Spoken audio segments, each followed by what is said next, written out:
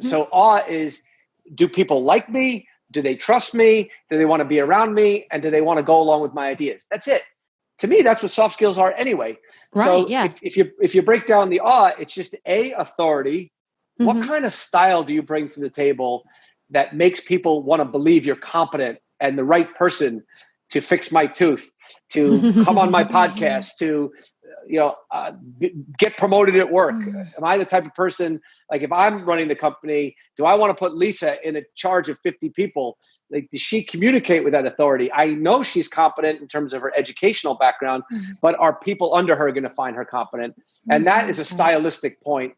Again, in addition to, if you don't have the substance, I'm not hiring you anyway. Sure. But assuming you have the 15. So the A is authority, and we can get into what that means in terms of the granularity. The W is trust. It's warmth. It's connection. And so the W actually does stand for warmth, but it really is kind of more of a buzzword for trust, because listen, you think about any relationship that you have. If you don't trust the person, I don't care if it's your Uber driver or your doctor, you're not going to be in a relationship with that person. And ultimately, it's the foundation of everything.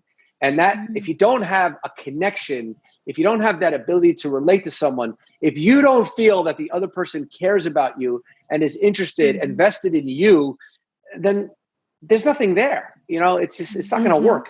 And if you can't communicate in your own manner in a way that makes other people feel connected to you and feel trusting of you, then yeah, you might still have a job. You might still, be a dentist or whatever you are. But my thesis is that you're not going to come anywhere near to close to reaching your potential. And it's very sad, because it doesn't mean that you're working any harder than this person is, that you're any smarter, that you're a better person. It might just mean that you just have this communication blind spot that's completely sabotaging you, and you don't know you're doing it.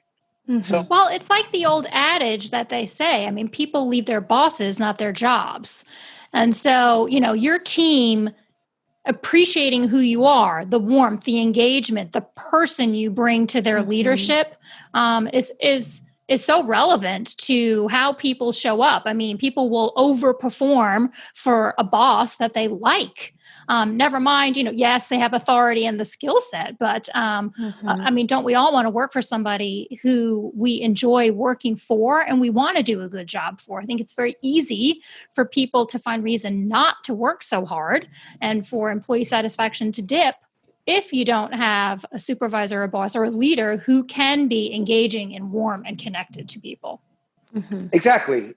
And we take it for granted that that's like, that's just like a thing, that it's a nice to have, right? In a business, right. Nice to have a warm leader. Well, it's not really. I mean, yeah, it's a nice to have if you want to have a mediocre business, but it's an essential thing if you want to have a good business or a great business. And it's more importantly, it's essential for you if you want to be great in this world. Why bother going to school and studying hard and getting your good grades and getting your graduate degree, whatever it is you might want to pursue, going and getting the job you want, starting the podcast that you want, whatever it might be, and then not achieve the level of success you want because you're just saying, oh, that's just like a soft skill. That's I'm going to poo-poo that, right? So then the last piece of awe is E.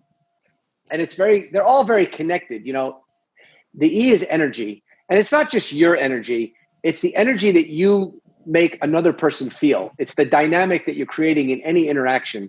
And just like you said about the boss who isn't warm, not only does that person not make you feel like you can trust them because they're not interested in you and they're not creating that level of warmth and connection that you want, but they're deflating you because you're going home from work and thinking, God, I work for this person. He doesn't care about me. It's just about the numbers. I just don't even feel acknowledged. I feel like completely ignored professionally. All I have is a piece of dirt to you and a number that I have to do something for you. I'm an object in your mind.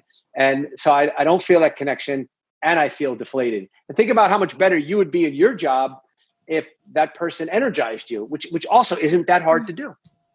Right. And that's what we go through in the book, is just really teaching people how to show up with these qualities. And by the way, I think it's more fun anyway, if you can do these things.